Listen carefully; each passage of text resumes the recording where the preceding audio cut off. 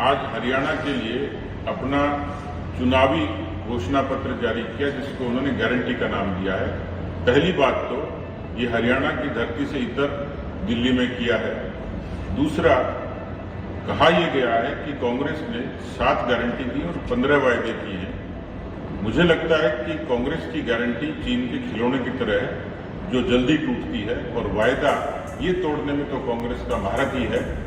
जो पुराना गाना है कि वादा तेरा वादा, वादे पे मारा गया बंदा सीधा साधा, हरियाणा की और देश की जनता को भ्रमित करने के लिए, धोखा देने के लिए, छलावा करने के लिए मुझे लगता है कि कांग्रेस को महारत हासिल है।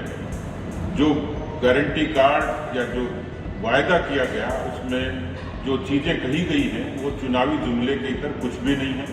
500 रुपए का सिलेंडर की देने की बात की, बीजेपी खुद दे रही है। कांग्रेस ने 55 सालों का राज करने के बाद एमएसपी का कभी जुबान नहीं खोली थी।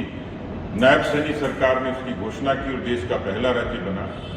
जिस तरीके से कांग्रेस के नेताओं ने बयानबाजी शुरू करी है, मुझे लगता है कि शमशेर गोगी का बयान, उनके विधानसभा क्षेत्र के उम्मीदवार हैं, उन्होंने कहा कि हम तो अपने, यदि हमारी सरकार आती है तो हम अपने रिश्तेदारों के घर भरेंगे। नीरज शर्मा भी कुछ ऐसी बात करते हैं कि इतने वोट दोगे तो इतनी नौकरियां देंगे। मुझे लगता है कि उनकी पर्ची और खर्ची की नीयत की वापसी हो रही है। ये बीजेपी की सरकार थी जिन्होंने बिना खर्ची, बिना पर्ची के हरियाणा की धरती पर रोजगार देने का काम प्रामाणिकता से किया था, और इसलिए मुझे लगता है कि कांग्रेस की हालत वही है, हाथी के दांत खाने की ओर, दिखाने की ओर।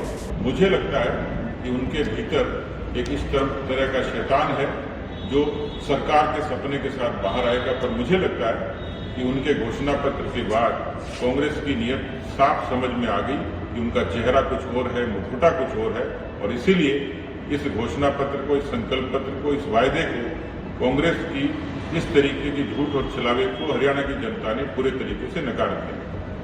अगर आप ये वीडियो YouTube पर देख रहे हैं तो हमारे चैनल को सब्सक्राइब करें और बेल आइकन को दबाना ना भूलें। अगर आप Facebook पर ये वीडियो देख रहे हैं तो हमारे पेज को लाइक करें।